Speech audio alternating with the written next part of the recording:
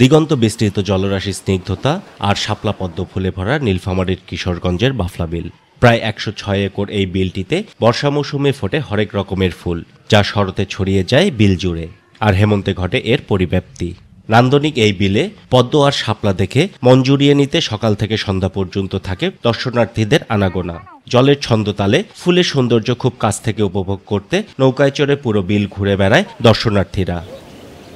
দৃষ্টিনন্দন এই বিলের সৌন্দর্য ধরে রাখতে নৌকা বৃদ্ধি ও আশপাশের ভালো মানের খাবারের হোটেল স্থাপন সহ বিলটিকে আরো উন্নত করার দাবি দর্শনার্থী আর স্থানীয়দের। এখানে আমরা ফেসবুক থেকে দেখে এখানে আসছি, জায়গাটা অনেক সুন্দর।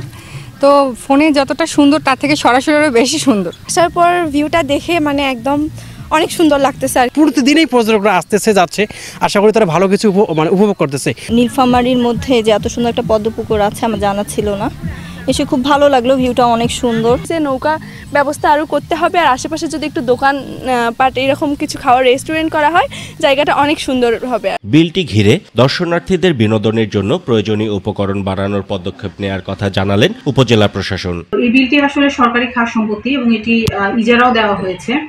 তো এটি ঘিরে যেন পর্যটন সঠিকভাবে সুষ্ঠুভাবে বিকশিত হতে পারে এবং পর্যটকদের যথাযথ নিরাপত্তা যাতে নিশ্চিত হয়, সেই বিষয়ে উপজেলা প্রশাসনের পক্ষ থেকে যথাযথ ব্যবস্থা করা হবে। প্রাকৃতিক সৌন্দর্যে মনোমুগ্ধকর আর দৃষ্টিনন্দন এই বিলের উন্নয়নে প্রশাসন নজর দিলে দর্শনার্থীদের ভিড় আরও বাড়বে বলে ধারণা সংশ্লিষ্টদের।